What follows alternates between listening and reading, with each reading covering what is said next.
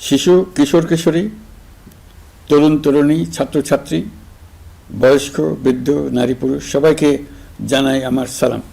আসসালামু আলাইকুম। আজ 25শে মার্চ, মানব সভ্যতার ইতিহাসে কলঙ্কিত এক হত্যাযজ্ঞের দিন। 1971 সালের আজকের রাতে পাক হানাদার বাহিনী নিরপরাধ, নিরস্ত্র, ঘুমন্ত বাঙালির উপর নির্মমভাবে গুলি চালিয়ে হাজারো মানুষকে হত্যা করেছিল। 25শে মার্চ থেকেই এদেশের মানুষের সশস্ত্র প্রতিরোধ গড়ে তুলেছিল। 9 মাসের যুদ্ধের মধ্য দিয়ে স্বাধীন হয় বাংলাদেশ। মহান স্বাধীনতা দিবসের প্রাক্কালে আমি গভীর শ্রদ্ধার সঙ্গে স্মরণ করছি মহান মুক্তিযুদ্ধের বীর শহীদদের, যাদের প্রাণের বিনিময়ে আমরা স্বাধীন সার্বভৌম বাংলাদেশ পেয়েছি। 9 মাসের রক্তক্ষয়ী যুদ্ধে লক্ষ লক্ষ শহীদ ও 2 লাখ নির্যাতিত নারীর আত্মত্যাগ পৃথিবীর মানচিত্রে বাংলাদেশ নামে একটি স্বাধীন ভূখণ্ডের জন্ম দিয়েছিল। মুক্তিযুদ্ধের এই বীরদের প্রতি আমার সালাম। সেই সঙ্গে 24শে জুলাই অভ্যুত্থানে নিহত হাজারো শহীদ ও আহত, যারা বৈষম্য, শোষণ, নির্যাতন এবং নিপীড়নের বিরুদ্ধে বুক চিতিয়ে দাঁড়িয়েছিল, তাদের প্রতি সমগ্র জাতির পক্ষ থেকে আমি সশ্রদ্ধ সালাম জানাচ্ছি। জুলাই গণ অভ্যুত্থান আমাদেরকে যে বৈষম্যহীন বাংলাদেশ গড়ার স্বপ্ন পূরণের সুযোগ এনে দিয়েছে, সেই সুযোগ আমরা কাজে লাগাতে চাই। প্রিয় দেশবাসী, পবিত্র মাহে রমজানের সিয়াম সাধনা উপলক্ষে আপনাদের সকলকে আমার আন্তরিক মোবারকবাদ জানাচ্ছি। সেই সঙ্গে সকলকে জানাই পবিত্র ঈদ উল ফিতরের অগ্রিম শুভেচ্ছা। ঈদ মুবারক। এবারের ঈদ স্মরণীয়ভাবে আনন্দদায়ক হোক, এই কামনা করছি।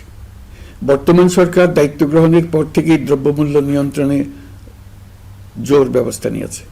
রমজান ও ঈদে বড় চ্যালেঞ্জ ছিল জিনিসপত্রের দামের লাগাম টেনে ধরা, বিদ্যুৎ সরবরাহ নিশ্চিত করা। এই রমজানে যাতে কোনো পণ্যের দাম বেড়ে না যায় এবং বিদ্যুৎ সরবরাহ যেন বিঘ্নিত না হয়, সেজন্য আমরা সর্বোচ্চ চেষ্টা করেছি।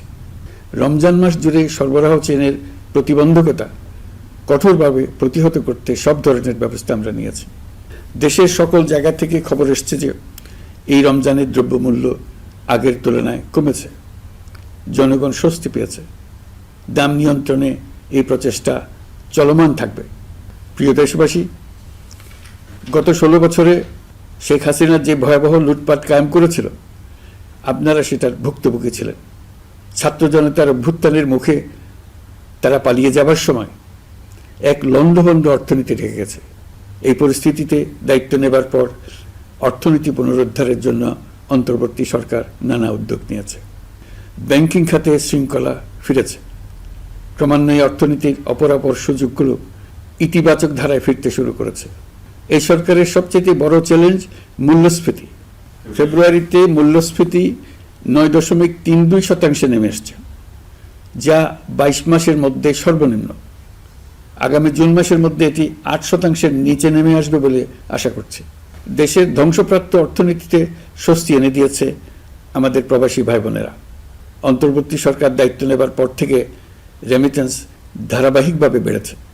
ফেব্রুয়ারি মাসে রেমিটেন্স প্রবাহ রেকর্ড গড়েছে, প্রায় 25% বৃদ্ধি পেয়ে $2.5 বিলিয়ন পৌঁছেছে। রেমিটেন্স যোদ্ধারা আমাদের দেশের অর্থনীতি গড়ার বীর সৈনিক। তাদের জন্য প্রক্রিয়াগত যেসব বিষয় রয়েছে, সেগুলো সহজ করে দেওয়া আমাদের দায়িত্ব। তারা যেন ভোগান্তির শিকার না হন, দূতাবাস যেন ঠিক মতো কাজ করে, এটি নিশ্চিত করার জন্য আমরা ব্যবস্থা নিয়েছি। আগামী নির্বাচনে যেন তাদের ভোটাধিকার দিতে পারি, সেজন্য কাজ করছি। পলাতক সরকারের আমলে চট দখলের মতো দেশের ব্যাংকগুলো দখল করে নেওয়া হয়েছিল। আমানতকারীর টাকাকে তারা নিজেদের ব্যক্তিগত টাকায় রূপান্তরিত করে ফেলেছিল। অন্তর্বর্তী সরকারের অন্যতম কাজ ছিল ব্যাংকিং ব্যবস্থায় আস্থা ফিরিয়ে আনা, আমানতকারীর স্বার্থ রক্ষা করে নিয়ম শৃঙ্খলা প্রতিষ্ঠা করা, হিসাবপত্রে বিশ্বাসযোগ্যতা স্থাপন করা। ব্যাংকিং ব্যবস্থায় আস্থা প্রতিষ্ঠা করা গেছে। এর ফলে অর্থনীতিতে শৃঙ্খলা ফিরেছে। অন্তর্বর্তী সরকারের অর্জনগুলোর মধ্যে এটা ছিল খুবই গুরুত্বপূর্ণ। গত সরকারের লুটপাটের মহোৎসবে গত 15 বছরে $234 বিলিয়ন পাচার হয়েছে। এটা আমরা জানি। কত রকমভাবে পাচার হয়েছে তাও জানার বিষয়। অভিনব এক একটা পদ্ধতি ছিল। পাচারের একটা পদ্ধতি সবাইকে হতভম্ব করে দিয়েছে। এই পাচার হয়েছে বিদেশে অধ্যয়নরত সন্তানের কাছে টাকা পাঠানোর নামে। তিনি সন্তানের লেখাপড়ার জন্য এক সেমিস্টারের অর্থাৎ 3 মাসের খরচ বাবদ অফিসিয়াল ব্যাংকিং চ্যানেলে পাঠিয়েছেন $3,33,00,000, অর্থাৎ প্রায় 400 কোটি টাকা। পাচারের এর চাইতে বেশি তাক লাগানো পন্থা আর কি আছে, তার কোনো সীমা আছে বলে আমার মনে হয় না। আইন, নিয়ম, নীতির জায়গায় যখন হরিলুট প্রতিষ্ঠিত হয় তখন এমন সব কিছুই সম্ভব।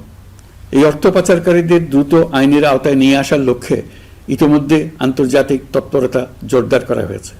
প্রিয় দেশবাসী, অন্তর্বর্তী সরকার পৃথিবীর বিভিন্ন দেশের শীর্ষস্থানীয় বিনিয়োগকারীদের সঙ্গে নিয়মিত বৈঠক করে যাচ্ছে। তারা বাংলাদেশের বর্তমান ব্যবস্থায় বিনিয়োগের বিষয়ে খুবই আগ্রহী। আশা করছি দ্রুততম সময়ে দেশের নতুন নতুন বিদেশি বিনিয়োগ আপনারা দেখতে পাবেন। সরকার দায়িত্ব নেওয়ার পর থেকে দেশে রপ্তানি 13% বেড়েছে।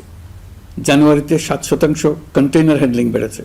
বাংলাদেশ বিনিয়োগ উন্নয়ন কর্তৃপক্ষ ইতিমধ্যে লাইসেন্সিং রিকোয়ারমেন্টস, প্রত্যাবাসন আইন সহ বিনিয়োগকারীদের যে সাধারণ সমস্যাগুলো রয়েছে সেগুলো সমাধানে কাজ শুরু করেছে। বাংলাদেশ বিনিয়োগ উন্নয়ন কর্তৃপক্ষ আগামী মাসে ঢাকায় 4 দিনব্যাপী আন্তর্জাতিক বিনিয়োগ সম্মেলন করছে। বিশ্ববিখ্যাত অনেক বিনিয়োগকারী এতে অংশ নেবেন। ইতিমধ্যে DP World, Singapore PSA, AP Moller Maersk কয়েক বিলিয়ন ডলারের বিনিয়োগের প্রস্তাব করেছে। অন্তর্বর্তী সরকার দায়িত্ব গ্রহণের পর থেকেই স্বতঃস্ফূর্তভাবে পৃথিবীর সকল সরকার আমাদের প্রতি বন্ধুত্বের হাত বাড়িয়ে দিয়েছে। এটা শুরু হয়েছিল গত সেপ্টেম্বরে জাতিসংঘের বার্ষিক বৈঠকে। আপনাদের মনে আছে বিশ্বের সরকার প্রধানরা কিভাবে আমাদের সঙ্গে আগ্রহ নিয়ে দেখা করতে এগিয়ে এসছে। তারপর থেকে যে কোনো সম্মেলনে গিয়েছি, দেখেছি আন্তর্জাতিক নেতৃবৃন্দের আগ্রহ কিভাবে ক্রমেই বেড়ে চলেছে। জানুয়ারি মাসে সুইজারল্যান্ডের ডাভোসে গিয়েছিলাম। এই সম্মেলনে 47টি পৃথক ইভেন্টে আমার অংশগ্রহণ করতে হয়েছে। বিভিন্ন দেশের সরকার প্রধান, মন্ত্রী, বিশ্ব বাণিজ্যের নায়করা, জাতিসংঘের মহাসচিব, জাতিসংঘের বিভিন্ন সংস্থার প্রধানদের সঙ্গে বৈঠক করেছে। তারা আমাদের পাশে থাকার জন্য আন্তরিক আগ্রহ প্রকাশ করেছেন। সম্প্রতি আমি সংযুক্ত আরব আমিরাতে গিয়েছিলাম। তারা বিগত সরকারের সময় আমাদের ভিসা বন্ধ করে দিয়েছিল। আমরা সেই দেশের ভিসার দরজা খোলার চেষ্টা চালিয়ে যাচ্ছি। তারা আশ্বাস দিয়েছেন তাদের দিক থেকে সকল আনুষ্ঠানিকতা সম্পন্ন করে ভিসার দরজা উন্মুক্ত করবেন।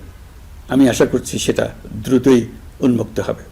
আমি সংযুক্ত আরব আমিরাতকে আমাদের দেশে শিল্প কারখানা গড়ে তোলার জন্য একটি শিল্পাঞ্চল করার প্রস্তাব দিয়েছি। তারা এই বিষয়ে আগ্রহ জানিয়েছে। শিল্পাঞ্চলে 2টি কাজ দিয়ে তারা শুরু করবে, এই জন্য কথাবার্তা শুরু হয়েছে। প্রথমে মুসলিম বিশ্বে সরবরাহের জন্য একটি হালাল গোশত প্রক্রিয়াজাত করার কারখানা করবে। এরপর মৎস্য প্রক্রিয়াজাতকরণের জন্য কারখানা স্থাপন করবে। তারা আমাদের নতুন সামুদ্রিক বন্দর পরিচালনা করার জন্যও আগ্রহ জানিয়েছে। প্রিয় দেশবাসী, বিশ্ব মানচিত্রে বাংলাদেশকে অনন্য উচ্চতায় নিয়ে যাওয়া আমাদের অন্যতম লক্ষ্য। এই লক্ষ্যে আমরা আসিয়ানের সদস্য হিসেবে যোগদান করার বিষয়ে আগ্রহের কথা জানিয়েছি। এই বছরের শুরু থেকেই মালয়েশিয়া আসিয়ানের চেয়ারম্যানের দায়িত্ব গ্রহণ করেছে। মালয়েশিয়ার মাননীয় প্রধানমন্ত্রী আনোয়ার ইব্রাহিমের সঙ্গে এই বিষয়ে কথা হয়েছে। তিনি আমাদের আবেদনের প্রতি সমর্থন জানিয়েছেন, আমাকে মালয়েশিয়া সফরের আমন্ত্রণ জানিয়েছেন। আমি এই আমন্ত্রণ গ্রহণ করেছি। মালয়েশিয়া রোহিঙ্গা সমস্যা সমাধানের জন্য জাতিসংঘের সম্মেলন আয়োজনের দায়িত্ব নিয়েছে। আমাদের দেশ থেকে শ্রমিক নিয়ে যাবার ব্যাপারে যে সমস্ত সমস্যার সৃষ্টি হয়েছিল সবগুলো সমাধানের জন্য আন্তরিকভাবে তারা কাজ করছে। আগামীকাল 4 দিনের সফরে আমি চীন যাচ্ছি। প্রেসিডেন্ট শি জিনপিংয়ের সঙ্গে আমার বৈঠক হবে। চীনের বড় বড় ব্যবসায়িক প্রতিষ্ঠানের সিইওদের সঙ্গেও বৈঠক করব। পৃথিবীর সর্ববৃহৎ চাইনিজ সোলার প্যানেল নির্মাতা প্রতিষ্ঠান লংজি বাংলাদেশে কারখানা স্থাপনের আগ্রহ জানিয়েছে। আমরা তাদের সঙ্গে কাজ করছি। এছাড়া প্রযুক্তিগত সহায়তা, মেডিকেল সহায়তা, স্বল্প মূল্যে চিকিৎসা সহ অন্যান্য বিষয়ে আলোচনা হবে। তারা আমাদের দেশ থেকে আম, কাঁঠাল ও পেয়ারা আমদানি করতে চায়। এটা খুব দ্রুতই শুরু হবে। এই সফরের মধ্য দিয়ে আমাদের 2 দেশের সম্পর্ক ঘনিষ্ঠতর হবে। আমি বরাবরই বলে এসেছি, আমরা মহা সৌভাগ্যবান এক জাতি। পৃথিবীর মানচিত্রে আমাদের অবস্থানের কারণে বাংলাদেশ, ভারত, নেপাল ও ভুটান, দক্ষিণ এশিয়ার এই 4টি দেশ মিলে একটি যৌথ অর্থনীতি গড়ে তুলতে পারলে 4 দেশই লাভবান হবে। নেপাল ও ভুটান আমাদের জলবিদ্যুৎ দিতে অত্যন্ত আগ্রহী, আমরাও নিতে আগ্রহী। বাংলাদেশের শিল্পাঞ্চল গড়ে তুলতে এর কোনো বিকল্প নেই। আমাদের রয়েছে এক বিস্তীর্ণ মহাসাগর। ভৌগোলিক অবস্থানগত কারণে আমাদের সামনে বিরাট অর্থনৈতিক সুযোগ এনে দিয়েছে। কুমিরা থেকে টেকনাফ পর্যন্ত দীর্ঘ উপকূল ভূমি। এই দীর্ঘ উপকূল জুড়ে বিরামহীনভাবে অনেকগুলি আধুনিক প্রযুক্তি সমৃদ্ধ আন্তর্জাতিক মানের সমুদ্র বন্দর, শিল্প কারখানা, রপ্তানি প্রক্রিয়াজাতকরণ এলাকা স্থাপন করা গেলে পুরো অর্থনৈতিক অঞ্চলের ভবিষ্যৎ দ্রুত পরিবর্তন সম্ভব। নেপাল থেকে জলবিদ্যুৎ আনতে পারলে জীবাশ্ম জ্বালানির উপর আমাদের নির্ভরশীলতা কমবে। বর্তমানে বিশ্ববাসী পরিবেশ রক্ষায় সচেতন, তারা এটাকেই সর্বোচ্চ অগ্রাধিকার দিচ্ছে। জীবাশ্ম জ্বালানির উপর নির্ভরশীলতা কমিয়ে পরিবেশ বান্ধব বিকল্প পাওয়া গেলে বিদেশি বিনিয়োগকারীদের আরও বেশি মনোযোগ আকর্ষণ করা যাবে। দেশের ক্রমবর্ধমান বিদ্যুৎ চাহিদার পরিপ্রেক্ষিতে রূপপুর পারমাণবিক বিদ্যুৎ কেন্দ্রের কাজ যথাসময়ে শেষ করার বেশি আমরা জোর দিয়েছি। রোসাটমের মহাপরিচালক আমাকে বলেছেন, শিগগিরই বিদ্যুৎ কেন্দ্রটি পরীক্ষামূলকভাবে চালু করা হবে। আমাদের পণ্য পৃথিবীর পণ্য। এই পণ্য নেপালে যাবে, ভুটানে যাবে, ভারতের 7 সিস্টার্সে যাবে। প্রতিবেশীদের পণ্য আমাদের এখানে আসবে, সারা পৃথিবীর কাছে পৌঁছে যাবে। এইভাবেই এটি একটি লাভজনক অর্থনৈতিক অঞ্চল হিসেবে দাঁড়িয়ে যাবে। আর এই অঞ্চলের গুরুত্বপূর্ণ ভূমিকায় থাকবে বাংলাদেশ। বাংলাদেশের সবচেয়ে বড় সমস্যা সীমাহীন দুর্নীতি। স্বৈরাচারী সরকার এই দুর্নীতিকে বিশ্বের শীর্ষস্থানে নিয়ে গেছে।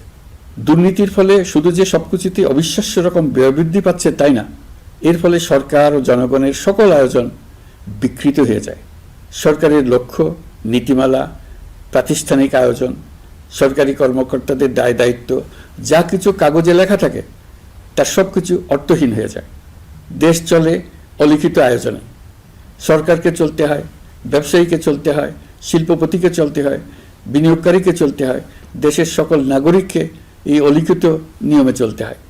নাগরিককে এই অদৃশ্য জগতের সঙ্গে মোকাবেলা করে টিকে থাকার বিদ্যায় পারদর্শী হতে সাধনা করতে হয়। দৈনন্দিন জীবনে টিকে থাকা এবং সাফল্য অর্জনের জন্য একটা নতুন ভাষা আয়ত্ত করতে হয়। চারদিকে কি শব্দ বলা হচ্ছে, কাগজে কি লেখা হচ্ছে তা মনে মনে দ্রুত অনুবাদ করে তার মর্মার্থ বুঝে নিতে হয়। তা না হলে দৈনন্দিন সিদ্ধান্ত নেওয়া যায় না। সবচেয়ে বড় মুশকিল হলো এর কোনো অভিধান নেই। কারণ ব্যক্তি বিশেষে, স্থান বিশেষে, পরিস্থিতি বিশেষে এর অর্থ ক্রমাগতভাবে পাল্টে যায়। পুরো বিশ্ব বুঝে গেছে আমরা জাতি হিসেবে সততার পরিচয় বহন করি না। এটা শুধু জাতীয় কলঙ্কের বিষয় নয়, আন্তর্জাতিক বাণিজ্যে এটা আত্মঘাতী বিষয়। দেশবাসীর মতো আন্তর্জাতিক সম্প্রদায় চায় আমরা দুর্নীতিমুক্ত হই, কারণ তারা আমাদের সঙ্গে ব্যবসা বাণিজ্য সম্প্রসারণ করতে চায়। দুর্নীতিমুক্ত হতে না পারলে ব্যবসা বাণিজ্য কিছুই চলবে না। দুর্নীতি থেকে মুক্ত হওয়া ছাড়া বাংলাদেশের কোনো গতি নেই। অন্তর্বর্তী সরকার সকল কাজ দুর্নীতিমুক্ত করতে সর্বোচ্চ অগ্রাধিকার দিয়ে যাচ্ছে। এই সরকারের মেয়াদকে দুর্নীতিমুক্ত রাখার চেষ্টার পাশাপাশি আগামী দিনেও দেশের নাগরিককে যেন সরকারের পৃষ্ঠপোষকতা দুষ্পুষ্ট দুর্নীতি থেকে মুক্ত রাখতে পারে সেই ব্যবস্থা নিশ্চিত করতে আমরা প্রতিশ্রুতিবদ্ধ। দুর্নীতি ও হয়রানি রোধে আমরা একটা বিষয়ের উপর গুরুত্ব দিচ্ছি। সরকারের সঙ্গে দৈনন্দিন, মাসিক বা বার্ষিক রুটিন কাজের জন্য যেন কোনো নাগরিককে সশরীরে কোনো সরকারি অফিসে উপস্থিত হতে না হয়। দুর্নীতি প্রতিরোধের অংশ হিসেবে সরকারি সব অফিসে ই-ফাইলিং চালুর সিদ্ধান্ত নেওয়া হয়েছে। ই-ফাইলিং ব্যবস্থা চালু হলে দুর্নীতি কমে আসবে। এতে করে কোন অফিসের কোন ডেস্কে কোন ফাইল আটকে আছে তা সহজেই জানা যাবে। সরকারি যতগুলো কার্যক্রমে অনলাইন সেবা চালু সম্ভব সবখানেই এই সেবা চালুর বিষয়ে সরকার কাজ করছে। সরকারি বিভিন্ন সেবা পেতে অসহায় নাগরিকের টুটি চেপে ধরে অবিশ্বাস্য পরিমাণ টাকা দিতে বাধ্য করা হয়। টাকার যে লেনদেন ও ভোগান্তির সম্মুখীন হতে হয় সেটা থেকে নাগরিকদের বাঁচানোর জন্য আমরা বদ্ধপরিকর। অনলাইনে সেবা পাওয়ার পদ্ধতিটি আরও কীভাবে সহজ করা যায় এই ব্যাপারে আমাদের কাছে পরামর্শ জানিয়ে লিখুন, ইমেইল করুন। আপনি বা আপনার পরিবারের যে কেউ এই সেবা বাণিজ্যিকভাবে দিতে চাইলে প্রশিক্ষণ গ্রহণ করে পৃথিবীর যে কোনো স্থান থেকে এই সেবা দিতে পারবেন। বিগত সরকারের আমলে ভিন্নমতকে দমন করার জন্য মিথ্যা মামলাকে হাতিয়ার হিসেবে বেছে নেওয়া হয়েছিল। বিভিন্ন পর্যায়ে যাচাই বাছাই করে আমরা এসব হয়রানিমূলক মামলা প্রত্যাহারের উদ্যোগ নিয়েছি। গত ফ্যাসিস্ট সরকারের সময় দায়ের করা রাজনৈতিক হয়রানিমূলক মামলাগুলোর মধ্যে সারা দেশে পর্যন্ত ৬,২৯৫টি মামলা প্রত্যাহারের সুপারিশ করা হয়েছে।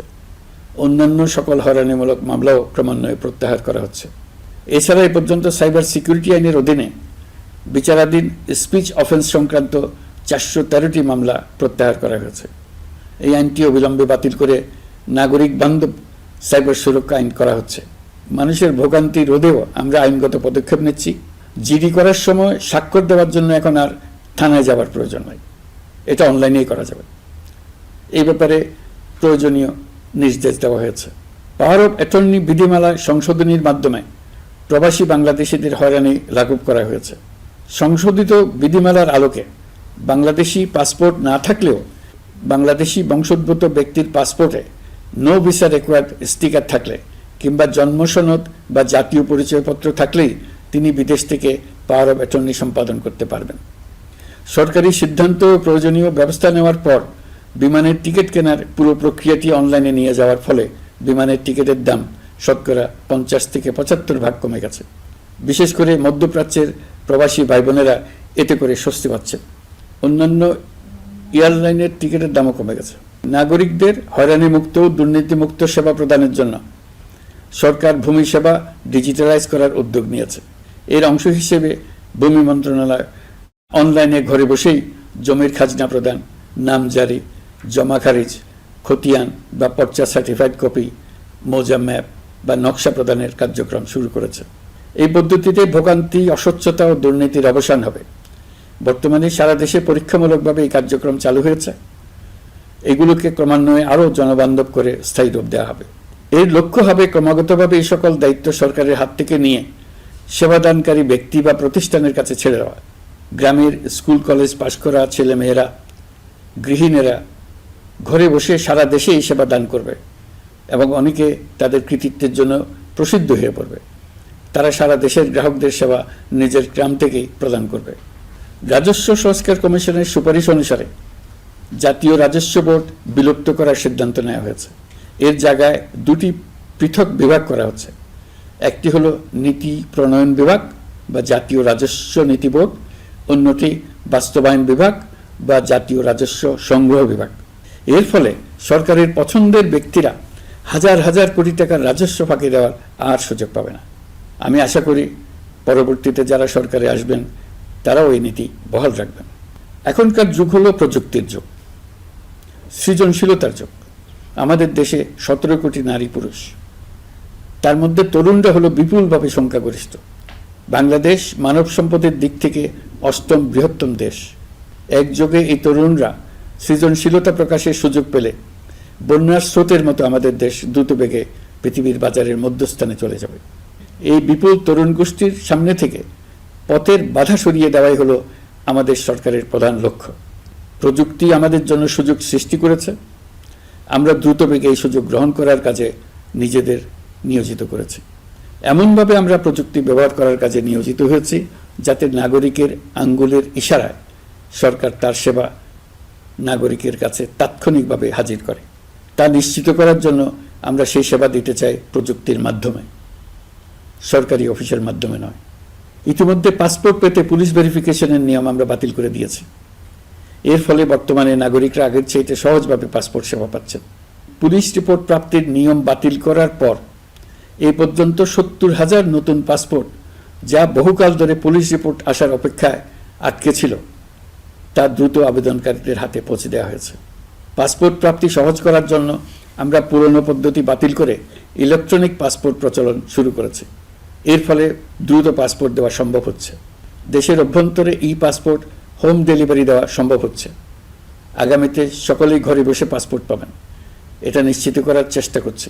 পাসপোর্ট দেওয়ার দায়িত্বে নিয়োজিত কর্মকর্তারা অত্যন্ত উৎসাহ সহকারে দ্রুত এসব পরিবর্তন আনার ব্যাপারে এগিয়ে আসছেন দেখে মনটা আনন্দে ভরে যায়।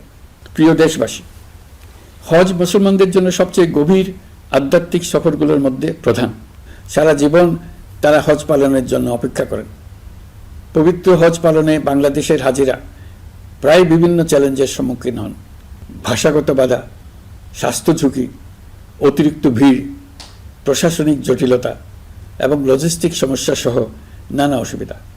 হজের অভিজ্ঞতাকে মসৃণ ও নিরাপদ করতে অন্তর্বর্তীকালীন সরকার একটি মোবাইল অ্যাপ তৈরি করেছে, যা সম্মানিত হাজিদের যাত্রার আগে, যাত্রা চলাকালীন সময়ে এবং ফিরে আসার পরেও প্রয়োজনীয় সহায়তা প্রদান করবে। এই অ্যাপটি বাংলা ভাষায় রিয়েল টাইম নির্দেশনা ও সহায়তা প্রদান করবে। সরকার সমর্থিত বিশেষ ডেবিট কার্ডের মাধ্যমে বিদেশের স্থানীয় মুদ্রায় আর্থিক লেনদেন নিশ্চিত করবে। লাগেজ যাতে হারিয়ে না যায় তার জন্য লাগেজ ট্র্যাকিংয়ের ব্যবস্থা থাকবে। মোবাইল ফোনের মাধ্যমে হজযাত্রীরা প্রত্যেক দিন ওই দিনের করণীয় ও যাতায়াতের বিস্তারিত বিবরণ জানতে পারবেন। যেদিন যে দোয়া পড়তে হবে সেটা স্মরণ করিয়ে দেবে। যেসব পবিত্র স্থানে যাবেন সেসবের ছবি সহ ইতিহাস বর্ণনা করবে। হাজিদের মনে কোনো প্রশ্ন জাগলে কল সেন্টারে ফোন করে সেই প্রশ্নের উত্তর পাবেন। শরীর খারাপ লাগলে ডাক্তারের সঙ্গে যোগাযোগ করিয়ে দেবে। সম্মানিত হাজিদের কোনো পরামর্শ থাকলে সেটা পরামর্শ পৃষ্ঠায় লিখে দিতে পারবেন। ভ্রমণের দৈনন্দিন ঝামেলার জন্য হজের মূল লক্ষ্যকে পরাজিত করতে না পারে তার জন্য সকল ব্যবস্থা এতে রাখা থাকবে। প্রিয় দেশবাসী, আপনারা শুনেছেন আমি স্টারলিংকের প্রতিষ্ঠাতা এবং বিশ্বের শীর্ষ ধনকুবের স্পেস এক্স ও টেসলার এর মালিক এলন মাস্কের সঙ্গে ফোনে আলাপ করে বাংলাদেশে স্টারলিংকের কার্যক্রম শুরু করার আহ্বান জানিয়েছি। সে অনুসারে কোম্পানির প্রতিনিধিরা এখন বাংলাদেশে তাদের কার্যক্রম শুরুর আয়োজন করছে। তাদের সঙ্গে 3 মাসের মধ্যেই বাণিজ্যিক চুক্তি চূড়ান্ত করার কাজ চলছে। স্টারলিংকের মাধ্যমে স্বল্প মূল্যে উচ্চগতির ইন্টারনেট বাংলাদেশের ডিজিটাল জগতে একটা বিপ্লব আনবে। স্টারলিং সেবা চালু হলে দেশের প্রতিটি গ্রাম, দ্বীপাঞ্চল, দুর্গম পাহাড়ি অঞ্চল অতি উচ্চগতির ইন্টারনেট সেবার আওতায় চলে আসবে। স্টারলিং চালু হলে ভবিষ্যতে কোনো সরকার ইন্টারনেট সেবা বন্ধ করে মানুষকে আর তথ্যবন্দী করার কোনো সুযোগ পাবে না। বাংলাদেশের প্রতিটি অঞ্চলে বিশ্বমানের শিক্ষা, স্বাস্থ্যসেবা, অর্থনৈতিক ক্ষেত্রে সকল নাগরিকের অংশগ্রহণ নিশ্চিত করা যাবে। আমাদের নতুন প্রজন্ম দেশের যে কোনো প্রত্যন্ত অঞ্চলেই থাকুক না কেন তারা বিশ্ব নাগরিক হয়ে গড়ে ওঠার সুযোগ পাবে। সরকার যুব উদ্যোক্তা নীতি 2025 প্রণয়ন করেছে। এর লক্ষ্য হবে সামাজিক, অর্থনৈতিক ও পরিবেশগত অগ্রগতির মূল চালক হিসেবে তরুণ তরুণীদের ক্ষমতায়ন করা। এই নীতি টেকসই উন্নয়ন লক্ষ্যমাত্রা অর্জনের উপায় হিসেবে সফল উদ্যোক্তা তৈরিতে সহায়ক হবে। সামাজিক ও অর্থনৈতিক ক্ষেত্রে তরুণ উদ্যোক্তাদের অবদানকে স্বীকৃতি দেওয়া হবে। প্রিয় দেশবাসী, জাতিসংঘের মহাসচিব অ্যান্টনিও গুতেরেস কয়েকদিন আগে বাংলাদেশ সফর করেছেন। তাকে সঙ্গে নিয়ে আমি কক্সবাজারে রোহিঙ্গা ক্যাম্পগুলোতে গিয়েছি। ক্যাম্পে অবস্থানরত 1 লাখ রোহিঙ্গা শিশু, কিশোর, নারী, পুরুষ সবার সঙ্গে একসঙ্গে ইফতার করেছে। আমাদের প্রস্তাবে সম্মতি জানিয়ে আগামী সেপ্টেম্বর মাসে জাতিসংঘের সাধারণ অধিবেশনে রোহিঙ্গা সংকট নিয়ে একটি পৃথক অধিবেশন আয়োজন করার প্রস্তুতি নিচ্ছে। মালয়েশিয়া ও ফিনল্যান্ড যৌথভাবে এই সম্মেলনের আয়োজক হতে এগিয়ে এসছে। এর পাশাপাশি অস্ট্রেলিয়ার সাবেক ভারপ্রাপ্ত প্রধানমন্ত্রী জুলি বিশপকে আমি এই গুরুত্বপূর্ণ সভায় মুখ্য ভূমিকা পালনের জন্য আহ্বান জানিয়েছি। তিনি আমার প্রস্তাব গ্রহণ করেছেন।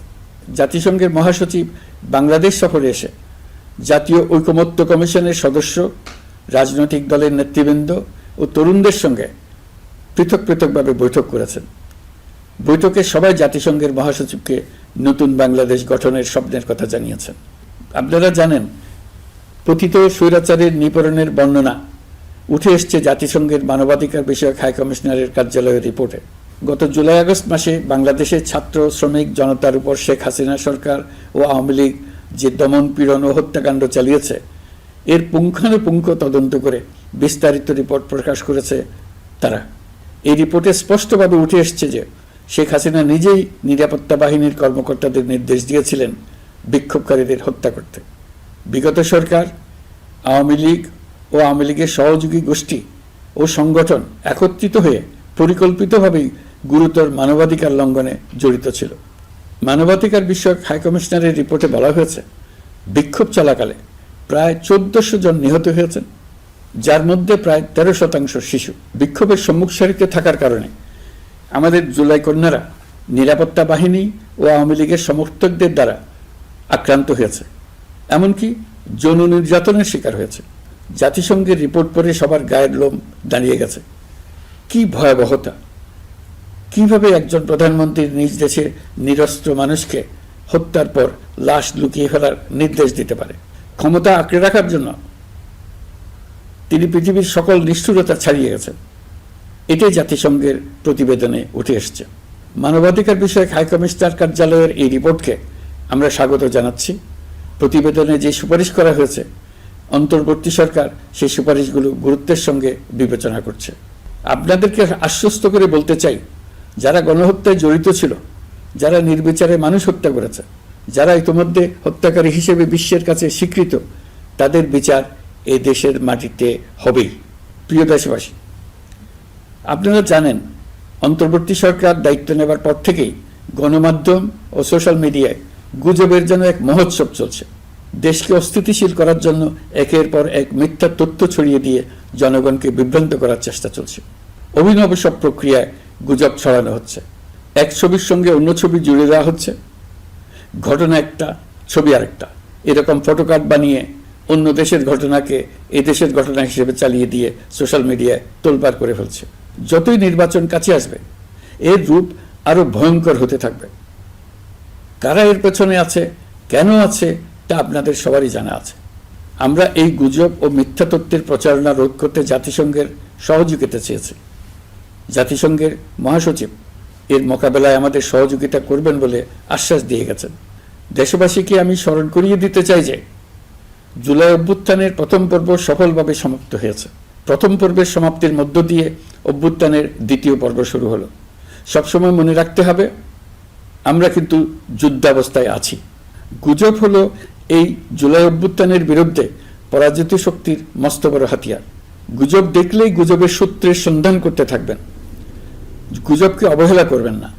বহু অভিজ্ঞ সমর বিশারদ এই গুজবের পেছনে দিনরাত কাজ করছে। সীমাহীন অর্থ এর পেছনে নিয়োজিত আছে। এর মূল লক্ষ্য জুলাই অভ্যুত্থানকে ব্যর্থ করা।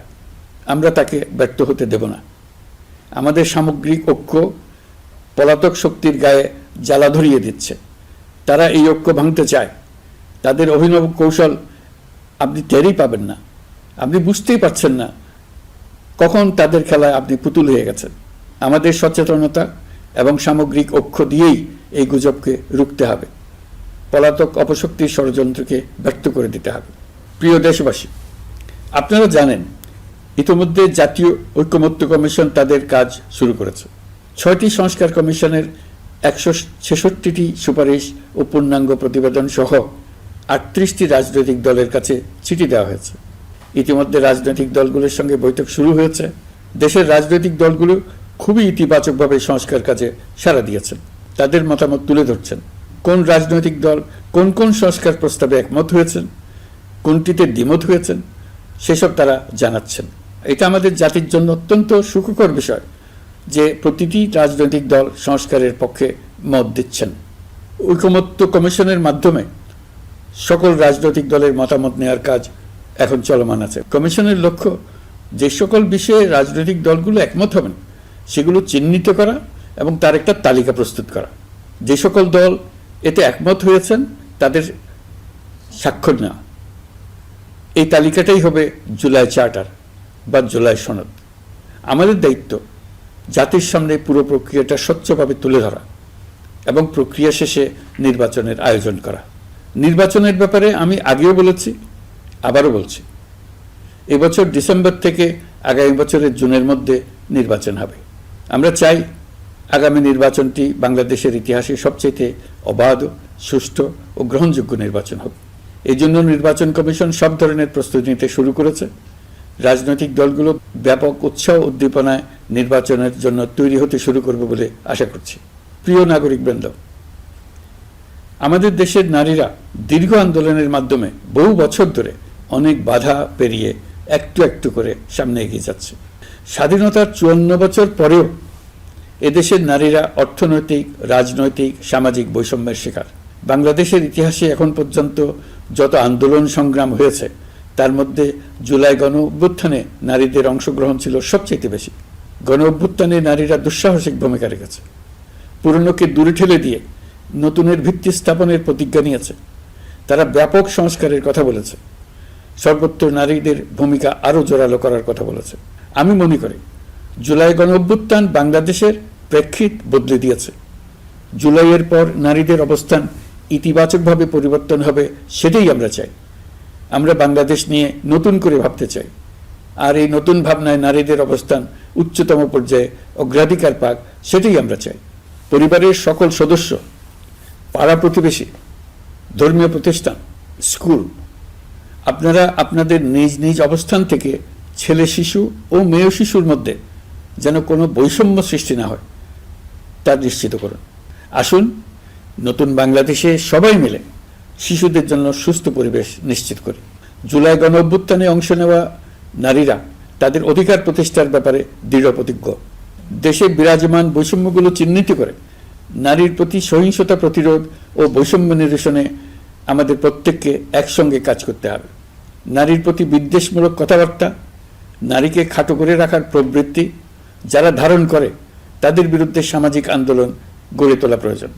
আধুনিক প্রযুক্তি সকল প্রকার বাধা ভেঙে দেওয়ার মহাশক্তি আমাদেরকে দিয়েছে। সেই বাধা যত শক্তই হোক, যত উঁচুই হোক, সকল দূরত্ব গোছানোর জন্য প্রযুক্তিকে অবশ্যই যেন আমরা ব্যবহার করতে আরম্ভ করি। নারীদের সুরক্ষায় পুলিশ হটলাইন নম্বর চালু করেছে, সরকারের পক্ষ থেকে শর্ট কোড চালু করা হচ্ছে, কল টেকার হিসেবে শতভাগ নারী কর্মীদের নিয়োগ দেওয়া হচ্ছে যেন নির্দ্বিধায় কথা বলা যায়। নারী ও শিশু নির্যাতন দমন আইন সংশোধন হয়েছে, এসব মামলার তদন্ত ও বিচারের সময় কমিয়ে আনা হয়েছে, বিচার বিলম্বে বাধা দূর করা হচ্ছে। ঢাকার পাশাপাশি চট্টগ্রাম ও রাজশাহীতে ডিএনএ ল্যাব স্থাপনের কাজ চলছে। খুব দ্রুতই বিশেষ জুডিশিয়াল সার্ভিস কমিশনের মাধ্যমে নতুন অনেক বিচারক নিয়োগ দেওয়া হচ্ছে। ভিকটিম শিশুরা যাতে দ্রুত বিচার পায় সেজন্য আলাদাভাবে বিশেষ ট্রাইব্যুনাল স্থাপনের বিধান রাখা হয়েছে। দেশের সবার মতো আমি অত্যন্ত আনন্দিত যে এবার নারী ফুটবল টিম দক্ষিণ এশিয়া চ্যাম্পিয়ন হয়েছে। দেশ জুড়ে আয়োজিত তারুণ্যের উৎসব 2025-এ বিভিন্ন অঞ্চল থেকে 27,40,000 মেয়েরা প্রায় 3,000 খেলা ও সাংস্কৃতিক কর্মকাণ্ডে অংশগ্রহণ করেছে। উৎসবে দেশের সুবিধাবঞ্চিত ও সুবিধাপ্রাপ্ত অঞ্চল, প্রান্তিক জনগোষ্ঠী এবং 21টি নৃগোষ্ঠীর তরুণ তরুণী সহ সকলের সার্বজনীন অংশগ্রহণ ছিল।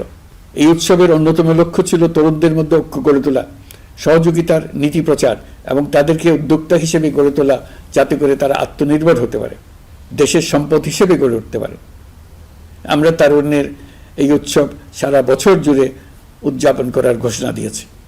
এই উৎসবে আমরা গ্রাম, উপজেলা, শহর, বন্দর সকল এলাকার আবাল বৃদ্ধ বনিতাকে এবং স্কুল, কলেজ, মাদ্রাসার সরকারি বেসরকারি সকল প্রতিষ্ঠানের সবাইকে নানা প্রকারের সৃজনশীল কর্মসূচি নিয়ে এগিয়ে আসার জন্য আমি অনুরোধ জানাচ্ছি। প্রতিটি এলাকায় এই উৎসবে যোগদান করতে মেয়েদের যেন বিশেষভাবে উৎসাহিত করা যায় সেজন্য সকলকে আহ্বান জানাচ্ছি। কোথায় এটা কিভাবে উদযাপিত হচ্ছে সেই ব্যাপারে জানার জন্য আমি আগ্রহ নিয়ে অপেক্ষা করলাম। বিভিন্ন পর্যায়ে দেশের সেরা গ্রাম, সেরা উপজেলা, সেরা শহর, সেরা প্রতিষ্ঠান, সেরা ব্যক্তিকে পুরস্কার দেওয়ার জন্য আমরা প্রস্তুত থাকব। নারী অধিকারের পাশাপাশি একই রকম গুরুত্বের সঙ্গে মনে রাখতে হবে সংখ্যালঘুদের নাগরিক অধিকার, সমতল ও পাহাড়ের জাতিগোষ্ঠীর নাগরিক অধিকার। কারো কোনো নাগরিক অধিকারকে অবহেলা করলেই এই জাতির জন্য মহা সংকট সৃষ্টি হবে। নাগরিক হিসেবে আমরা কেউ যেন অন্য নাগরিকের অধিকার হরণের দায়ে অভিযুক্ত হতে না পারি, সেই ব্যাপারে আমাদের নিশ্চিত থাকতে হবে। তাহলেই সত্যিকার নতুন বাংলাদেশ জন্ম লাভ করবে। সবাইকে আবারও আমার সালাম জানিয়ে আমার বক্তব্য শেষ করছি। আসসালামু আলাইকুম। সবাইকে স্বাধীনতা দিবসের অভিনন্দন জানাচ্ছি। পবিত্র মাহে রমজানে মহান আল্লাহর অশেষ মেহেরবানি আমাদের উপরে বর্ষিত হোক। এবারের শবে কদরের পবিত্র রজনীতে মহান আল্লাহ যেন তাঁর সকল বান্দার মোনাজাত কবুল করেন তা প্রার্থনা করছি। একই সঙ্গে পবিত্র ঈদে সকলকে জানাই ঈদ মোবারক। ঈদে পরিবার পরিজন নিয়ে নির্বিঘ্নে ও আনন্দ সহকারে নিজ নিজ বাড়ি যাবেন, আত্মীয় স্বজনের কবর জিয়ারত করবেন গরিব পরিবারের খোঁজ খবর নেবেন, তাদের ভবিষ্যৎ ভালো করার জন্য চিন্তা ভাবনা করবেন, আপনার সন্তানদের সঙ্গে তাদের পরিচয় করিয়ে দেবেন, এই কামনা করছি। ঈদের জামাতে দলমত নির্বিশেষে সবাই যেন পরাজিত শক্তির সকল প্ররোচনা সত্ত্বেও সুদৃঢ়ভাবে ঐক্যবদ্ধ থাকেন, সেজন্য আল্লাহর কাছে মোনাজাত করবেন, এই আহ্বান জানাচ্ছি। সকলের জীবন সার্থক হোক, আনন্দময় হোক। মহান আল্লাহ আমাদের সহায় হন। আল্লাহ হাফেজ।